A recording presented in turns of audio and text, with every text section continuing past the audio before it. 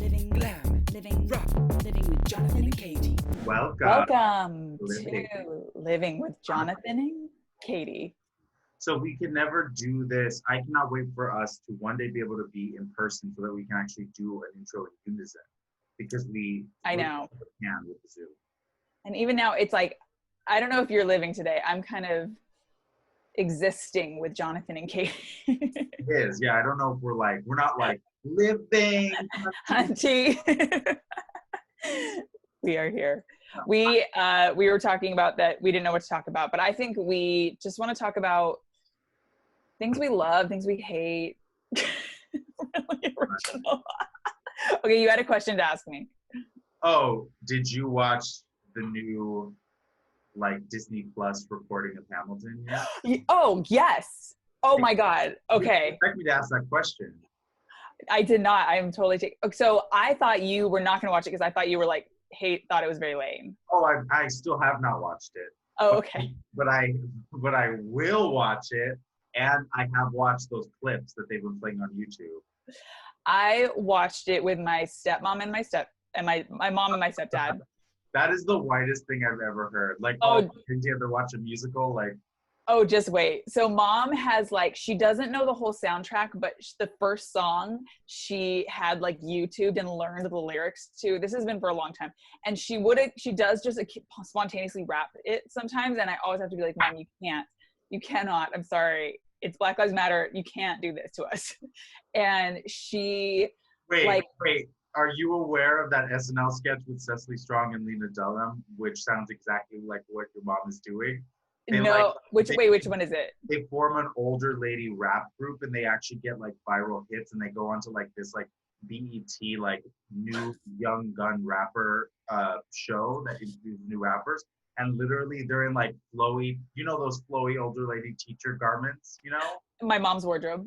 Yeah, and they have Adi Bryant playing the flute, and then they're rapping to the flute, and it literally is the season is a percolating, and I am in the lurking. Oh, I do. I want to tell you what you're telling me, and I don't want to cucumbers are crazy, and it's like that. That reminds me of what I bet your mom was actually better rapper. That is, well, I told her, I was like, Mom, we can watch this, but you are not allowed to rap at any point of this. And then she took that as not saying the words, but going, how does it? And I was like, oh my God. And then my stepdad, God bless him, I don't think it's a racial thing. I just think he can't understand who is on screen at what time. And because there's two Latinos in the cast, Lin-Manuel and the guy from In the Heights. And they're both in ponytails. And that was very confusing for my stepdad because at one point he was like, how many Hamiltons are on stage at one time? Wait a minute. I think that is a race thing because the dude from In the Heights and Lin-Manuel do not look alike, Katy. It was but he's also a kind of person, if you watch any movie with him, he'll be like, and who's she? And you'll be like, that person. And then he'll be like, and that's her sister. And you're like, that's the grandmother. Katy, Lin-Manuel looks like me and the other dude looks closer to Chris. So I'm I don't know how alike they look. But he literally, every single time literally a guy would come on and be like, my name is George Washington. And he'd be like, who's that? And I'm like, oh my God. So it ended up being fine by Act 2, but, and we loved it as a family, but it was a lot of answered questions. I'm just scared of it because I'm scared of Broadway rapping. It's very scary to me. Why do you feel afraid? Why does the whole thing just make you ugh? I come from the musical theater world as a kid. I thought I was gonna be a musical theater guy, Yes. And I performed in this type of stuff. I'm very familiar with In the Heights, way before Lin-Manuel did Hamilton. And I listened to the whole soundtrack of In the Heights, I saw it touring out here. And I just can't ever get past the part in the show where the girl comes out, and I think it's early in the show. I think it's in the first number. She comes out and she's just I just can't wait to get out of the barrio. And it's absolutely not. I can't be a part of it. It's just crazy. And we're about to see that in the movie, In the Heights. It's just so cheesy. And then Hamilton though, every time I tried to watch it or listen to it. I was like, I can't get in it. But like the clips that they put on YouTube, they're good. Like the room where it happened, like that's like Yes. catchy. Also like the one with the three sisters where they're like to the bride or whatever. Yeah. That's cute. Um, but it's hard to watch them while being like you know, He is, and I mozzarella like a rock. Like it's just like I don't know. and I love him so much. I mean, don't get me wrong, Lynn, I know you're tuning in, but he is, and people say like it is a bold move of him to cast himself as the lead and be the weakest person in the cast. Because Burr is like, Leslie Odom Jr. is like the dude. I mean, they're all incredible, but he is, I agree, he is like the corniest part. But you'll love everybody else. And what I do think you'll also like is that like the way he wrote it, it's not just rap, like it's a huge ode to like 2000s. Like one of their duet, like Hamilton and his wife, is, he said like it is meant to be an Ashanti Ja Rule duet. And on the Hamilton mixtape, then he even had Ashanti and Ja Rule duet. So I think I hope you'll get into it, because I mean I've been obsessed for I mean, sure, I'll pop an edible and I'll watch it. Look, I don't know what it was. Like I used to be so into, like, this is how into musicals I used to be. Like when I was in community theater, people like I remember there's this like kid named Robert who had just come to the theater, and he was actually like my first like little gay kiss. But he said, you know, when I met you, I asked you just a very simple question. I said, what kind of music are you into? And you were doing your makeup, and you just turned around and you just went, show tunes. And I just turned back around and just like kept doing my makeup. And it's like, that's the type of kid I used to be. So I think like I'm just always like, ah! Like just well, lest we forget, your poetry was called Rent. It was a Rent book or something, wasn't it? the poetry is what it was called. Seasons of Poetry. And you opened it, and the inside, so the outside was like an autumn book design, and the inside was a Rocky Horror Picture Design. So You checked off 2 queer teen boxes in one book of poetry. Bag in the 2000s. Remember those canvas bags that you put over your thing? And The messenger bag. I got a cloth marker, you know, the markers that write on cloth, and I like made a design that said rent on the canvas bag. And I walked around with it. And I walked around with a shirt that I made that said rent. Sometimes you tell me things and you have not told me to this point, and I get so mad about it, like genuinely. But this is the thing. This is the one thing though, is that I think that a lot of people who, which I guess is your reaction, a lot of people who are like Broadway purists, like Bruce Valanche, I feel like, or like other. By the way, Bruce Valanche gave me a really creepy shoulder massage once at a dinner party that we were both at for Frontiers magazine, because we were both performing at this benefit in the Comedy Store main room. You hide everything from me. You keep so many secrets. No, I told you that. I told you that Guy Branum, he bullied some he's a bully. No, I'm kidding. No, Guy Branum's great, the former guest of the pod, but he was already booked to perform on this benefit for some like for Frontiers magazine, which is like a free gay publication in LA, and it like does a lot of like, you know, local gay stuff, and like they do a lot of like charities and stuff. So we were just at the Comedy Store for some reason, and the guy like went up to the guy who booked him and was just like, this is my friend, and he should be on your show. And the guy was like, oh, I mean, it's booked, guy. Like, it's been booked for weeks. And then guy's like, well, I guess I won't be being on the show then. And then, yeah. And then the guy was like, and I literally was right next to the guy being like, oh, no, don't worry about it. Like, it's totally fine. Like, you know, I was trying to be like amenable, like, oh, you know, because I didn't ask guy to do this. Guy just did it, you know? And the guy was like, okay, we'll give him 7 minutes. So they had me on this lineup with like, it's a mixed bag of queer and lesbian and bisexual and trans comics. And yeah, and so we had to go and do a dinner before the show. And it was at this like fancy restaurant somewhere in West Hollywood, and Bruce Valanche was there because he was performing on the show as well. And he like sat at the head of the table like a king, and then he came around and was talking to people, never talked to me or acknowledged me, but came around and gave me a full shoulder massage in front of everyone. And he had these big ass hands, so his fingers came down to like my upper tit, you know, and he just like kept massaging me, and I was like, ugh, and then like he just moved on. And then did you like go to the bathroom mirror and you were wearing his glasses? I was like, You're like, hey, here we go. I did not know that. Well, I've heard him complain before about that, like kind of like rap shouldn't be on Broadway. Like he was like, you know, I don't know. So. Well, I think a lot of rappers probably feel the same way, just because they feel Broadway sanitizes rap. You know what I'm saying? You would think, well, I was very disappointed that Disney Plus bleeped the curse words. Oh, they did? Yeah. Well, actually, I think they did the same thing as all people do, where they bleeped the word fuck, but they let bitch stay in. Just crazy, because... They always do that. It's very interesting. I mean, it is rude, and I know your pain, because for the longest time, they would bleep all these curse words on network television, but they would never bleep fag or faggot. They would let them on. And it was me until recently. I think actually only like last 10 years that they've stopped like putting it on network TV, or they bleeped it. Yeah.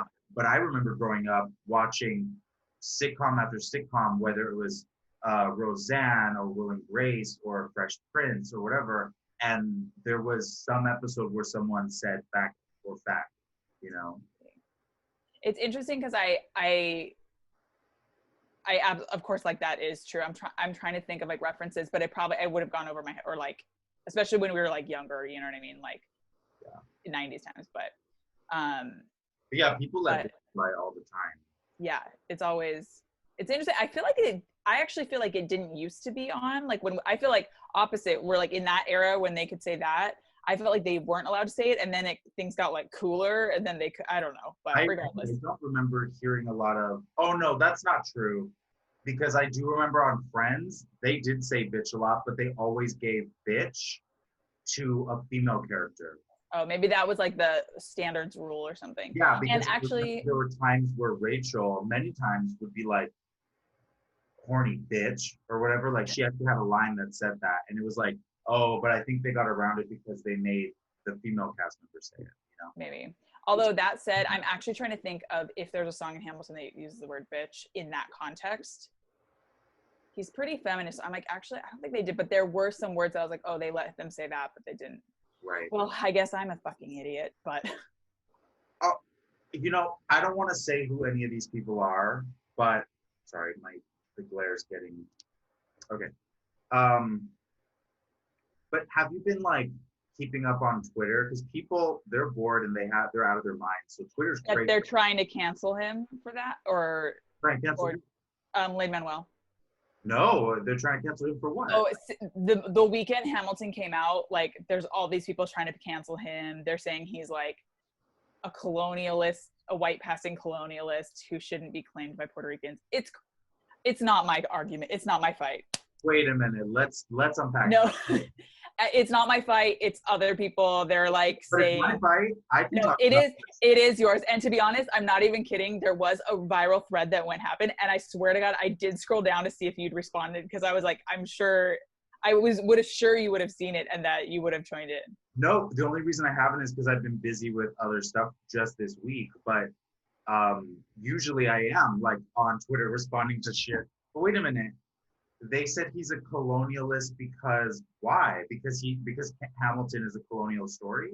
It's a few things. They're like, one, he voted for some like, after the hurricane, around the time of the hurricane, he was like promoting a like Obama-backed bill for like Puerto Rico stuff.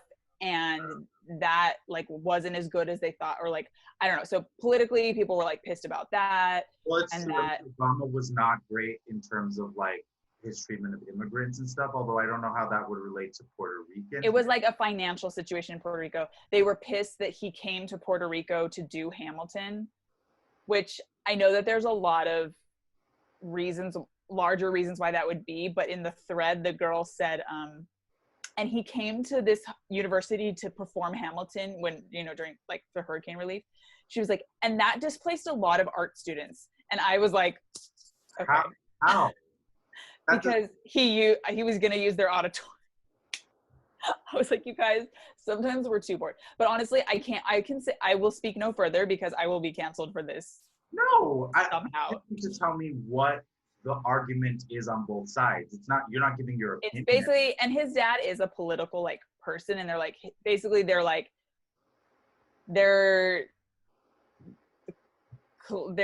imperialist colonialists, and he made a play glamorizing Hamilton, who was a founding father. And I'm like, yes, that's true, but like he also has spoken very clearly about how kind of the gag of it is then casting it with people of color.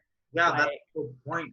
The way I took casting is that people of color were not part of American history, really, like in terms of the classic like stories like that you think of. It's always centered around white people. So by putting people of color, Black people, Black Latinos, brown people in the centers of the story, it kind of like, I don't know, it almost like shows us a glimpse of what America truly became in the future, which was what it is now. Because I think America's almost 40% POC now.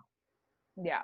So it's just like, I felt it was good that he was not only creating like roles and jobs for people of color, but also centering POCs in a formerly white story and kind of saying, hey, we're just as much a part of this country's history as any of you guys. It's just because we are not included in the history books doesn't mean that we're not, And in terms, I don't know what his dad did. Maybe they have a point with something that his dad did, but I mean, I just think it's very unfair to criticize a Puerto Rican dude for being colonial imperialist, because Puerto Rico is still being colonized. It's ongoingly being colonized. And the whole reason that Lin-Manuel is in New York or grew up in New York or in the States or wherever he grew up is because Puerto Rico becomes utterly unlivable for a lot of Puerto Ricans, that they have no choice but to come to the mainland, because that's the only way that they can live as with more rights than they do under the boot of the United States in the island. I don't know. I just feel like it was, to me, I was like, we're really reaching here. And then somebody else was like, proof for cancellation. It just doesn't make sense, because also here's the truth too. Whether it was Hamilton or whether it was another story, pretty much Latino and Black stories in the Americas are almost always going to be stories impacted by colonialism. You know what I'm saying? Like, we are living in a post-colonial world. So I don't understand how he is glorifying it. You know what I'm saying? I don't know. I just feel like it was a lot. And then somebody else was like, yeah, because his dad, like I said, works in his dad has always worked in politics, but like, from my understanding, like a lot of like community organizing and stuff. And like, he didn't like, he grew up in the Heights, bitch. Like, and the girl or somebody was like trying to make it sound like, oh, he's like some politician's rich kid's son. And I was like, hello, he grew up in the Heights. Have you even heard of his first play? But like, whatever. I don't think is he a politician's rich kid, or is he a local politician's kid who was like a grassroots organizer? That's very different. Yes, exactly. The latter. But I mean, this is not my fight. But yeah, people were trying to cancel that. But what was your original question about Twitter? Oh no, this exact conversation, because I feel like, well, I actually saw, this was not having to do with, oh no, and also, I would just like to say, like, I think that, never mind, let me just get my thought out. What I was referring to was, there was just like comedy exchanges going on in Twitter of like, the side of comedians who are like, all these like liberal snowflakes, and they're just like this, canceling people because they're not funny, that side. Oh, and yeah. The other side that's like canceled, yeah, canceled. And it's like, those two polar opposites, I find them both useless, and I feel like pretty much everyone else more in the middle is usually much more logical. That doesn't mean that I'm saying I believe in centrist politics. That's not what I'm saying. I'm just, in terms of the like reaction to cancellation, I feel like I was just witnessing a Twitter exchange with comedians where one of them like called out another comedian and was like, "That's racist," you know? And then another comedian called out that comedian and was like, "Well, you're not funny, you're trash." And the comedian who said that is also not funny and is terrible and is trash. And I'm like, well, the original comedian may have had a point that whoever she was criticizing did make a racist remark. However, that's separate from the fact that that person is, she's not funny, right? But the person who called her out also is not funny. So I'm like, Twitter now feels like just a bunch of like unfunny comedians from both sides, the like you're canceled side and the like MAGA side. And I'm like, both of you are not funny. And you know what I'm saying? I don't know. And not that being funny matters to like morality, I guess, but everyone's annoying. My favorite was, I saw one where somebody got dragged for some old tweets, and somebody else was like, "This is so disappointing. Like, I know this person, and like, yeah, these are like super racist tweets, and like, this is so unacceptable." And then somebody went into that person's timeline and pulled super racist tweets that person had done, and that person basically like, it was like the biggest it was like hypocrites on hypocrites, you know? Yeah, it's weird because it's like, you definitely should call out racism, you know? But I do feel like what's actually happening is not, unless it's what seems to be happening is this. I've witnessed like comedians who are like either white allies or comedians of color, but particularly this happens to non-Black comedians of color, where they'll like call someone out for being racist, right? And then some like white comedian who is like known for being racist or got in trouble for being racist goes into that person's feed from 2010, finds a racist tweet, and then goes, "Look at this, you're a hypocrite, you're racist." But what I find the problem with that is like, yes, you're right. These tweets that person said was racist. But how does that absolve you from your racism? How does that it's not, you? And there's no it's like solution or redemption or education. It's just it's just a giant like Mexican standoff. Is it racist to say that? But it's racist to say that, but I know you don't hate Mexicans, so I don't know. No, isn't that the like thing? Like, is that a no? Like it's the expression, but I'm saying I don't know if the expression has origins in racism. Okay, I'm sorry. I apologize if it does. It's fine.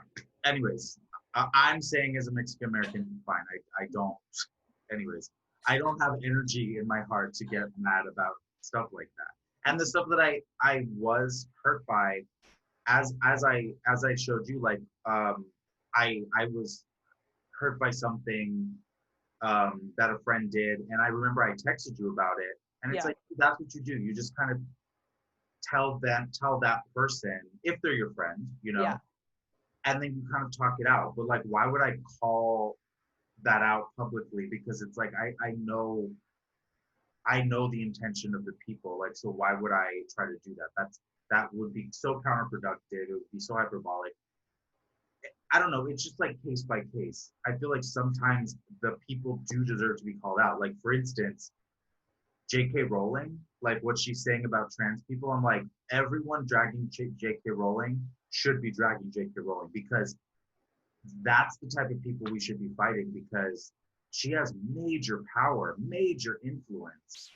And she's over here being like, trans women are not real women, you know? And it's like, yeah, those are the people we should be calling out. But sometimes I feel like, yeah, like in these smaller Twitter trenches with comedians, it definitely feels like this person calling this person racist, digging up a racist tweet, then the other person being like, actually, I found your racist tweet from 8 years ago. You're a hypocrite. And then the person who dug up the other person's racist tweets now thinks that they're absolved for their original racism. And it's like, no, you both were wrong, you know? I don't know.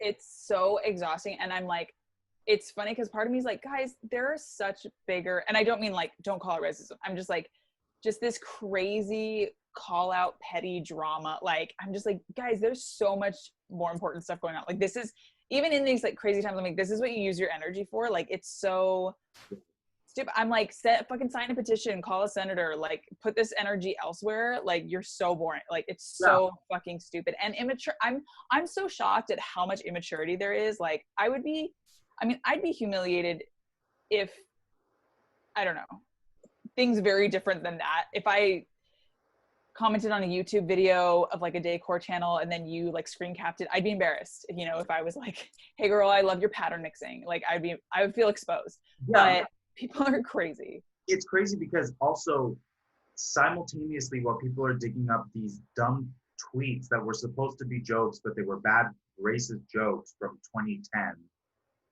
they're digging this up to try to outdo each other, like to be like, who's the worst of the racists? And it's like, you're all racist. I don't understand what you're doing.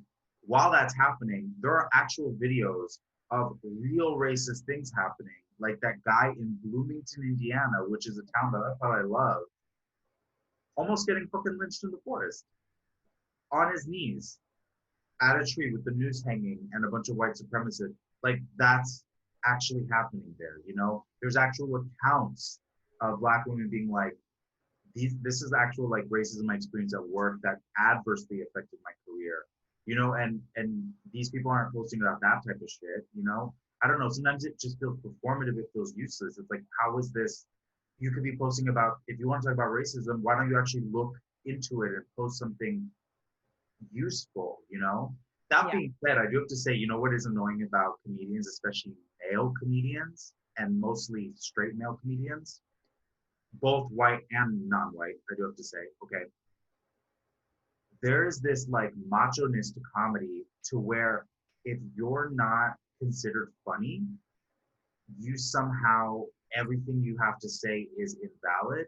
And that's something that I'm not okay with, because sometimes their defense against when someone says, hey, what you just said is racist or transphobic, right? Is, well, you're not funny, and so that's why you're trying to bring me down. It's like, sure, this person may not be funny, but that has actually nothing to do with what they just said. Yeah. Their criticism, because their criticism could be, and often is, correct. Them being funny is just a way that you're using to gaslight the situation and be like, oh, well, they're just jealous of me because they're not funny, you know? And it's just like, no, that doesn't have anything to do with you being racist. But then again, it's so fucking exhausting. Like, I'm already exhausted talking about it. I know. It's it is so funny, like, as Chris had tweeted when he was like, there's no comedy and somehow there's still comedy drama. Like, how are people still just, I don't know. People are bored, but I guess we're bored. I don't know. Yeah, I mean, people are bored, but I don't know. How have you been curing your boredom? What have you done? Well, I've been working out. I have, oh my God, I got like weight equipment. So I have a bench, like a full like bench press weight bench. Bench press? Yes. I have a weight lifter's belt, you know, the one that the power lifters like wear around their big gut. You know what I'm talking about? I can't believe you're not doing Instagram content. I mean, you're not an Instigate yet. So you're going to be very proud of me. So my weightlifting belt, I had to get it because I have, as I told you, lower back problems, and from the time that I was 12, 13, I couldn't walk. So ever since then, I've always had problems with my back. And if I overdo it weightlifting, it can really act up, and then I like kind of can't do anything for a week. So I was like, I really need to protect my back. So I got a weightlifting belt, which helps protect your lower back. And of course, you look like one of those, like my guts like hanging out, and I look like one of those like fat power lifters. But you'll be very proud of me because I ordered it in hot pink. So it's a hot pink weightlifting belt, and you bet your ass when gyms open again in 2022, I will go into those gyms like CrossFit with my hot pink belt. Hot pink, and I love it. I honestly, that makes me so happy. And I'm like so impressed that they sell it in like men's size. You know, I guess for like the lady bodybuilders, like they'd get it, but Well, the that's weightlifting so belt, they're kind of there's no men or women sizes because it's all like adjustable to your waist. yeah, it's So unibulk. yeah, it's Unibo. Um, yeah, so you could just like choose the color, but I was like, don't be homophobic and choose black. Choose hot pink. You know. Black is homophobia.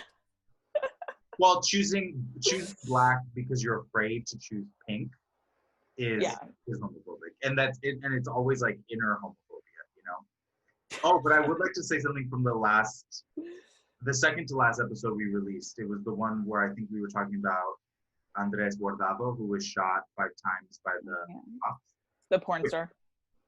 No, well, it was the episode we talked about the porn star, but I was referring to the young 18-year-old Oh, yes, sorry. shot 5 times by the cops. Yes. So they released his autopsy, and the autopsy place, like they defied the sheriff's department and just released the report, saying, and like the LA Times like wrote about it yesterday, and so it is confirmed he was shot 5 times in the back, shot 5 times in the back. But I listened to the episode and I referred to Andres Guardado as Mexican American or Mexican, one of the two, but he was Salvadoran American. So I just want to say, amend that correction, because he's dead, and I don't want to, I don't know, want to remember his memory correctly. But yeah. Defy. Yeah. It's so hard. It's absolutely terrible. And it's just crazy because like I have my nephew Mondo, like he looks like that dude, you know what I mean? I'm like, oh, he just could be like that type of kid, you know? And my nephew Mono like does that type of stuff. Like he is like a security guard for like a big parking structure. It's some building in the valley. Like, there's a lot of young Latino dudes who do these like security jobs. You know, and they're just like hustlers trying to make it. And they released the picture again of him, and I'm glad they did this. He was in full-on security guard uniform. He was in the white button-down tie. He had his jacket on which had the security logo, black slacks. I mean, he looked like, we've all seen those security guards. We know what they're dressed. They always look dressed up, right, with a black puffy jacket, and you can see their tie. That's how they always look. That's so heartbreaking. I know. That's so It's sad. just getting to a point where it's like, what is it gonna fucking take to arrest people for like Breonna Taylor for like going in and like literally shooting her and her boyfriend, you know, in plain clothes, you know? What is it gonna take for people to be arrested for Andres Guardado? Like what? I just don't know, you know? That's why like when you read stories like that, that's why when these like this Twitter drama, unless it's truly about something important like what's going on with like J.K. Rowling and stuff, it's like stupid, you know what I mean? It's because like, it's just why? like a game of, yeah, like you said, like a standoff of like, no, you're more racist, no, you're more racist, and it's like, let's just admit that we're all racist. But I do think it's crazy when it's like a white guy calling out a person of color a lot for being racist in the past on their Twitter, and it's like, sure, those were racist tweets and that person's wrong for that, but you're still white and you still benefit off of that privilege and this person doesn't. So I don't know who you think you're going to outdo in this argument, you know? Yeah. I do think I'll say about the J.K. Rowling thing is that like, I feel like J.K. Rowling is Dave Chappelle for white women. Like, I'm like, why is this the hill you're dying on? Why? Of all the things you've done, like, it makes no sense to me. I don't understand. Like, I'm just like, why? What are you getting? Like, you're not gaining or helping anything. I don't know why the fuck you need to be talking about this. Like, it's so, and then to like double and triple down. It's like, I don't understand. Katy, because she's a bigot. Bigots in their heart, they truly need to get this out, and they need to let people know what they think, because she cannot stand the fact that trans women's movement is happening, and there's an awakening right now of gender rights, and sexual identity, she can't stand that. And she truly believes that trans women's existence threatens cisgendered women's existence. And the problem with her is that you can't really argue with her in an intelligent way, because her argument is predicated on the fact that she doesn't consider trans women women. So that's where she starts. So if you're starting from there, you can't really argue with her, because she views things, we view things differently. I'm looking at a color and seeing red, and she's saying that it's yellow. And it's like, no, but we're not agreeing on that. So we can't really have like an educated conversation. That's what she doesn't get, you know, that she's acting, this whole argument is that she believes that trans women are not women, that they're men who are actively persecuting real, quote unquote, real women's rights by having their own movement. You know what I'm saying? Which is absolutely crazy, because it's like, trans women are still one of the most vulnerable populations of the world. They still get killed so often. I mean, how many times do we log on and we see dead trans women here, dead trans women there, dead trans women? We see that all the time. And we also see that with cisgendered women. Dead cisgender woman here who was killed because she was raped and they wanted to silence her. Like that happens all the time. But I don't think that the trans movement is hurting like cisgendered women at all. I don't see how that would hurt them, you know? It's so crazy. I was thinking the other day, and sorry guys, this isn't the funniest podcast. But I was thinking the other day about like what you Hamilton. No, I know. About how like, and I mean, I know it's been said before, but I'm like, I am so tired. Like I know people like, and it's funny because like women are the #1 consumer of true crime content, podcasts, movies, shows, CSI, all that stuff. But it's like, I'm like, I don't want to consume any media that is showing women killed for entertainment. And that is all crime. It's like half of all broadcasting and media and content is women killed for entertainment. Right. And I'm like, you guys don't understand like how fucking crazy that is.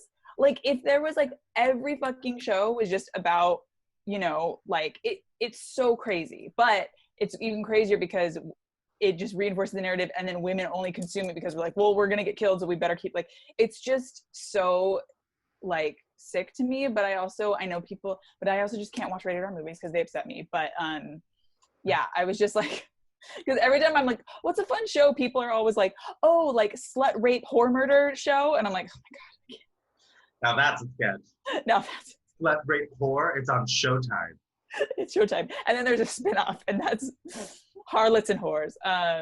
Yeah, no, but I would just implore people for a week, just don't watch entertainment based on, and also how much of this entertainment is, it's either actual real life cases, which think about, there are so many murders that you have endless programming forever and they keep happening. It's like, this is very sick to me. And then you have the like podcast based on the movie, based on the show, based on the real murder. So it's like, basically we have like, you know, huge franchises based, like if one murder happens, it's franchised, you know? Right.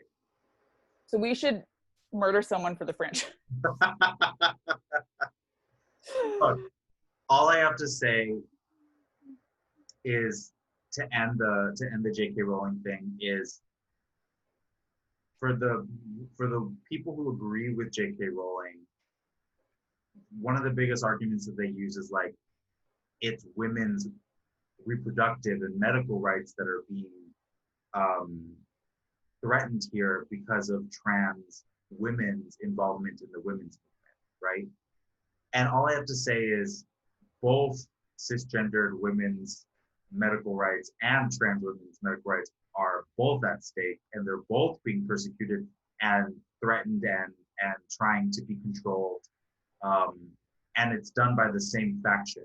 The same people who want to make abortion illegal and close a bunch of Planned Parenthoods or make it very hard to where you have to drive 300 miles to get an abortion. Those are the same people who want to make it really hard for transgendered women to get the proper medical care. And that's like a huge problem in the trans community, is getting proper medical treatment for your specialized body, which it shouldn't be specialized, but it's just there's not enough medical research, there's not enough medical care in like what it is to be a trans woman or a trans man, right? So a lot of them suffer physically because of that. And I'm just like, JK just doesn't see that it's the same faction that hates both trans and cisgendered women. They just hate women, you know? It's about the hatred of women. It's not about, I don't know, it's not about who has a working uterus or not, because if that's defining of womanhood, then I feel like that's like the same as saying your dick size defines your manhood. It's like, that's not the case, you know? But I do want to shout out, hey, thank you so much to the Supreme Court for that hot decision not allowing employers to deny women birth control. Just shout out to that one. Love that one. That's dog shit. Shout out. Came out with some good wins, and then it was like the Supreme Court was like, JK, we still hate women. I feel like I'm learning that season after season. I'm like, actually, this is totally the Supreme Court's game. They're like, we give you one and then we take away another. So have fun. And shout out definitely to separation of church and state. More like the fucking of church and state. I don't know. Oh my God. Everything's, guys, is all great. Wait, so you haven't been watching any murder force left? Then what do you watch? What have I haven't watched Drag Race. That's what you need to be watching. I know, I will. It is so good. It's filled, it's so good. Alexis Mateo is like my drag spirit animal, because she's a Latina who confronts you to your face and makes things very uncomfortable. And I love it. And this is why I still think you should be a lawyer, because like you could be in your hot pink, little suit in. I have thought about it. Like if I just stopped. Your dad was a lawyer? My dad was a lawyer, yeah. If I stopped doing show business, maybe I would try to do like human rights law and stuff. I feel like that's the only way I would feel good about myself, is if like I did something that would help people, Yeah. But then we'd have to leave show business. Sometimes I do think about leaving show business. Like, do you ever think about that? Yeah, that's why we also agreed that we would move to Covina and we would both be managers at a Macy's, and we would meet at the Chatterbox on Fridays, and we'd do karaoke or something. No offense to Covina, but I think that is a little sad now. So I think that we need to pick a new place. And I say Long Beach, and the reason is because Long Beach is very diverse, it's very queer, it's like halfway to your parents, right? That's true. Yeah, and it's halfway to LA, so it's halfway to my. So I don't know. I feel like Long Beach is the place to go and give up. It's the new. Well, post-COVID, guys, you heard it here first. We're buying property, and we're actually becoming realtors in Long Beach. Honestly, I do have a fantasy of one day kind of like buying a property in Palm Springs and going and living up there. I know, and I have that fantasy for you too. I would love this background to be my reality in your home. Yeah, like if I genuinely some point in the next 10 years bought a house in Palm Springs, and that was my main residence, and I just drove into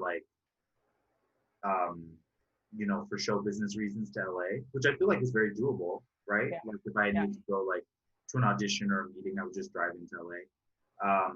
Would you come visit me in Palm Springs? Are you kidding? I love Palm Springs. I fucking love it so much. I would be there all the time. Cute. Awesome. You would have to be like, I own this property, you don't. So yeah, because I would invite you over a lot. Like I would want we would definitely have to have let's go through this fantasy. Have a Palm Springs house. I don't want to live in a condo. I don't like those condos, because in Palm Springs it's the condos are always on a golf course. Yes. I don't like that. And I have how have people not been killed by those balls? Imagine that. Honey, they've been killed by other balls in this. Yeah. No, I would honestly, I would be there so much. And then you you do say things directly, but if you felt bad, if you didn't want to be bitch, you're here too much, you could be like, this next weekend is actually, I'm trying to create more of a safe space for queer people. And I appreciate your allyship, but sometimes to be an ally, you need to step back. If I ever talk to you like that ever, you know I've been body snatched. I feel like after your second facelift, that's when you'll be speaking to me like that. I can't. It doesn't work well with the beard, but do you not look like Anton LaVey? Don't I look like Anton LaVey, like the leader of the Church of Satan? That is your Jane. screenshot. That's your profile pic for this next episode. Jane. Get in the car, Jane. I don't know. You look like an evil bird, an evil owl. Is what I look like. No, but yeah. So I would want you over. You would definitely. I feel like you would have to come over like once a month.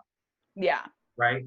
So like, you would definitely come over for like a little like New Year's Day type, or like, Yes. like a little weekend right around New Year's, right? Yes. And then you could come over for like a Galentine's Day I love. in February, and then you need to come over in March for like spring break. Yes. And then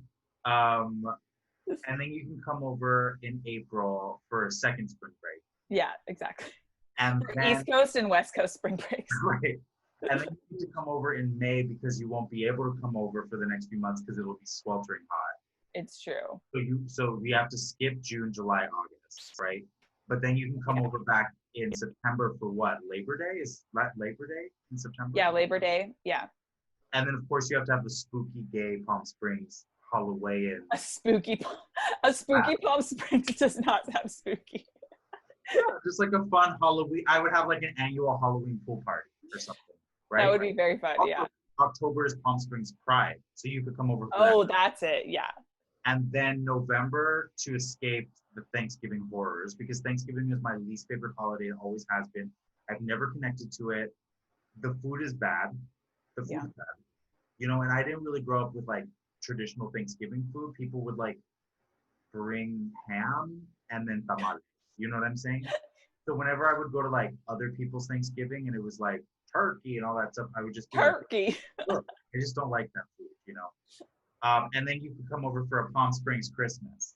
I love it. Yeah, so there'd be like at least A little flamingo with a little hat on it, like a little Santa hat. I actually bought one of those. It was my decor this year. Yeah, and you would have to stay for like a weekend each time. Yeah, I would love it. Right. Well, it's always good to end an episode on speaking your future into existence. Yeah, I mean, I just don't. The reason I like, do you ever think you're gonna be able to buy a house here? No, but I did just learn about something, which is for another episode, but basically there's this thing called tenants in common, and it's basically like you buy your apartment with other people in the building. Right. But it's a very unique, different thing, and they're the only remotely affordable units, but it is like becoming more popular, and I don't know, maybe I'll be talking to a realtor soon. Hey, I heard that, and you know where they're also doing that? They're doing that with houses that are on the same lots. Oh, so There was smart. a house in Echo Park on Realtor.com that was a tenants in common opportunity, and it was one house in front and then another house in back, but up on a hill, so it's elevated. Oh, And dream. it was the house in back, and both of them had views because they were both, the street was on a hill itself. The street was a hill, right? So no matter what house you bought, you would have a view. And it was selling for $559K, which for a renovated 2-bedroom, 2-bath Craftsman in Echo Park is a steal. Yes, I was seeing other ones that I was like, these are like jaw-dropping. Like I could not believe. So, but also, Katy, I still think I would move to Palm Springs or Cathedral City because you can get amazing houses with pools for $250K. Yeah. I'm like, I can't even believe it. Like, yeah, it's so true. If I bought that when I was 40, by the time I was 60, the house would be paid off. Yeah. It's coming soon, guys. Post-COVID, real estate investments, we're starting them. Yeah. All right. Well, guys, this has been another episode. Comment on the YouTube and the Instagram or on the Facebook or wherever you're watching this. Comment you know, what places in the world you would like to give up one day. Yeah, or comment with my most racist tweet.